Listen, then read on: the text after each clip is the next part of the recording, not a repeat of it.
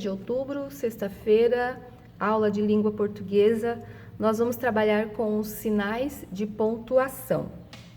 Vocês têm aprendido ao longo desse ano para que a gente usa no meio dos textos alguns sinaizinhos, os sinais de pontuação. Vocês aprenderam que esse ponto, ele se chama ponto de interrogação. E a gente usa ele quando quer fazer uma pergunta, ok? Ponto de interrogação, quando quero fazer uma pergunta. Como você está? Como está o dia hoje? Você está triste? Então, é esse ponto que a gente utiliza. Esse ponto se chama ponto de exclamação. A gente usa o ponto de exclamação em várias situações. Quando a gente está admirado, a gente fala assim, nossa, que lindo! Quando está assustado, que susto! Quando está alegre, viva! Tá? São várias situações quando alguém quer demonstrar que está, às vezes gritando também. Então, você, ao longo da sua vida escolar, você vai aprender vários e vários usos para o ponto de exclamação. O ponto final, a gente usa quando a gente faz uma afirmação ou uma negação. A flor é bonita. Não gosto de sorvete, tá? É só para finalizar algo, tá? Uma afirmação, uma negação, ok? E aqui, ó, diz assim, pontue as frases usando ponto de interrogação, ponto de exclamação e ponto final. Então, as frases estão aqui, ó. Vamos cuidar do jardim.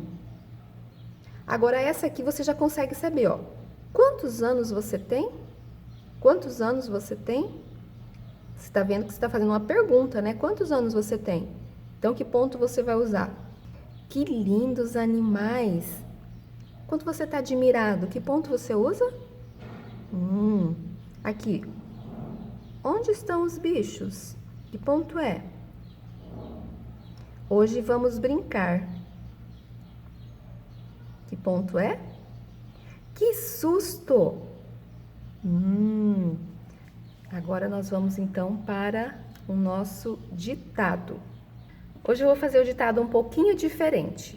Eu vou mostrar o objeto aqui e vou falar o nome e aí você vai escrever, ok? Se você precisar dar pausa, você pausa o vídeo para escrever, tá?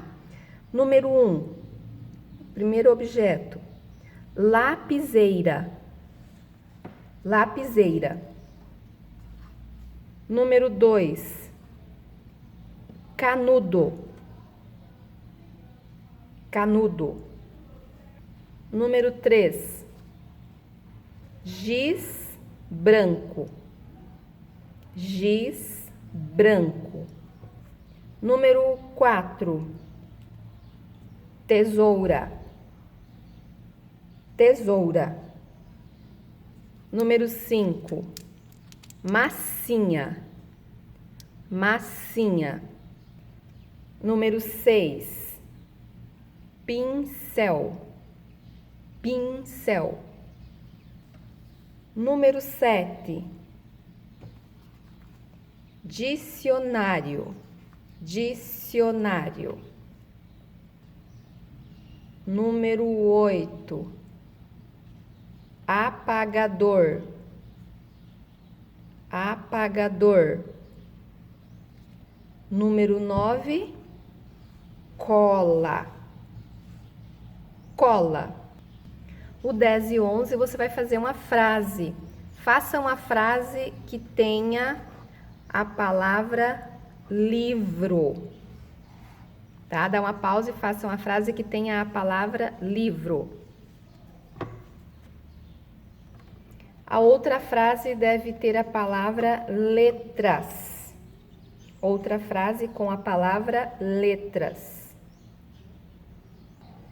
Continuando a nossa aula, a professora tem uma proposta a fazer para vocês, tá? E começa dizendo assim, ó. Ser amigo é esperar notícias daquele amigo legal que foi para Portugal sem data certa para voltar. É aguardar o carteiro, mandar e-mail, fax e pombo correio só para saber como ele tem passado e dos lugares que tem visitado. Se ele sente saudade de você e a que programas diferentes assiste pela TV. Bom, então esse texto aqui fala de um amigo que foi embora e que se aguarda, né, o carteiro traz a carta, né? Vamos ver qual que é a proposta de atividade pra gente aqui. Vira a folha aí, ó. Produção de carta pessoal. Na última aula de português a gente aprendeu um pouquinho sobre carta, quais são os elementos de uma carta. E aqui, então, a proposta é produzir uma carta. E diz assim, ó, converse com seus pais ou responsáveis e escolha uma pessoa para quem você vai escrever uma carta. Pode ser um parente, um amigo, colega ou a professora. Você vai precisar do endereço da pessoa e também de um envelope para enviar a carta pelo correio. Então, você vai ter uma experiência com carta, uma experiência real, em que você vai escrever uma carta e essa carta vai ser enviada pelo correio, tá? Qual que é a orientação? Vamos ver as orientações aqui. Vou explicar uma a uma para vocês. Então, orientação para a produção. 1. Na carta, você pode pedir notícias sobre como a pessoa está, contar o que você está fazendo ou o que está aprendendo na escola, falar sobre um momento de lazer do qual gostou bastante, entre outras coisas. Tá? Então, você vai escrever, você vai fazer perguntas na carta e também você vai contar coisas sobre você. 2. Antes de começar a escrever a carta, faça uma lista dos assuntos que você vai contar. Sugestões de assuntos lá no item 1, tá? Cada assunto é um parágrafo. Então, do que você vai falar? Faz uma listinha do que você quer falar. Cada coisa que você vai falar será um parágrafo. Lembra que o parágrafo é o espaço que fica entre a margem e o início do texto. Número 3. No caderno, faça um rascunho do texto. Ou seja, você vai escrever primeiro no caderno, tá? Rascunho é quando a gente faz um provisório, para depois passar a limpo, depois copiar, depois que a gente faz o rascunho, lê algumas vezes, corrige o que precisa corrigir e depois copia ele certinho, tá? Lembre-se de que a carta deve ter o local de onde você está escrevendo, ou seja, Campo Novo do Parecis, a data, a saudação inicial, a mensagem, a saudação final e a assinatura. Lembra das partes da carta que a gente aprendeu na última aula? Então, a carta tem que ter esses elementos. Número 4. Organize o texto em parágrafos. Para cada assunto que for tratar na carta, faça um novo parágrafo. Lembre-se de iniciar os parágrafos com letra maiúscula e de deixar um espaço entre o texto e a margem esquerda do papel. Use os sinais de pontuação nas frases. Tá? Se é uma pergunta, ponto de interrogação. Se você está animado, alegre, ponto de exclamação ou ponto final para finalizar uma frase, tá? 5. Circule as palavras de que você tem dúvida quanto à escrita. Aqui tem uma coisa bem importante. Quando a gente escreve, é normal, às vezes, a gente ficar em dúvida. Ah, essa palavra é com C ou é com S? É com G ou é com J? É com X ou é com CH? Quando você tiver essa dúvida, você escreve a palavra e circula ela, tá? Ó, circule as palavras de que você tem dúvida quanto à escrita e procure-as no dicionário. Ai, prof, mas eu não tenho dicionário em casa. Se você não tem dicionário, uma dica para você, digita ela lá no Google e o Google vai dizer para você, tá? Como se escreve corretamente. Inclusive, no Google você pode pesquisar e encontrar dicionários na internet também, tá? Caso não consiga encontrá-las, peça ajuda à professora, tá? Você procurou lá no Google, não encontrou? Pergunta para a prof vai dizer para você como se escreve corretamente aquela palavra. Bom, fez tudo isso? Você fez o rascunho? Tá. Agora a avaliação da escrita. Leia a carta que você escreveu e responda as perguntas do quadro pintando sim ou não como resposta. Então, aqui tem a pergunta, se for sim, você pinta o quadradinho do sim, se for não, coloca não, tá? Então, número 1, escolhi a pessoa para quem vou enviar a carta? Se você já escolheu, tá? Na verdade, quando você escreve uma carta, você tem que saber. Então, essa aqui vai ser sim, né? Para quem você vai enviar? 2, lembrei-me de anotar o nome e o endereço dela? Então, ó, importante, se você não sabe o endereço da pessoa, você tem que perguntar, tá? Fiz uma lista dos assuntos que vou contar na carta? Então, aqui, ó, é um bom roteiro para você não esquecer de nada. Escrevi o nome do município de onde estou escrevendo a carta e a data? Escrevi uma saudação inicial e a mensagem da carta, incluindo os assuntos da lista que fiz? Acrescentei uma saudação final? Assinei a carta com meu nome? Organizei o texto em parágrafos, iniciando com letra maiúscula? Deixei um espaço entre a margem esquerda e o início do texto? Usei sinais de pontuação de forma adequada? Conferi a escrita de palavras no dicionário? Então, isso aqui vai para te avaliar, para te ajudar a observar se você está seguindo todos os passos, tá? Bom, continua aqui, ó. Após revisar sua carta, veja se é necessário fazer alguma alteração para melhorar o texto. Então, quando a gente faz um rascunho, a gente lê o rascunho e a gente pode ver se a gente precisa melhorar alguma coisa. Às vezes, a gente pode reescrever, fazer um novo rascunho e até ficar excelente.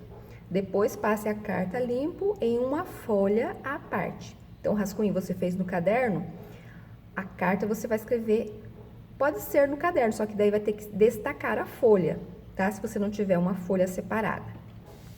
Agora aqui, circulação é onde os textos vão, tá? Em que lugares que eles serão colocados. Ó, para enviar a carta, providencie um envelope e selo. O selo, quando você for no correio, o correio coloca o selo. Ele custa baratinho, tá? O selo. Então, o envelope, aí você coloca a carta no envelope e lá no correio vão colocar o selo. Preencha as informações do envelope antes de levá-lo até a agência dos correios, mais próxima da sua casa. Veja como preencher a frente e o verso do envelope. Bom, para a gente enviar a carta, o envelope, ele tem dois lados, tá? Tem a frente e tem o verso.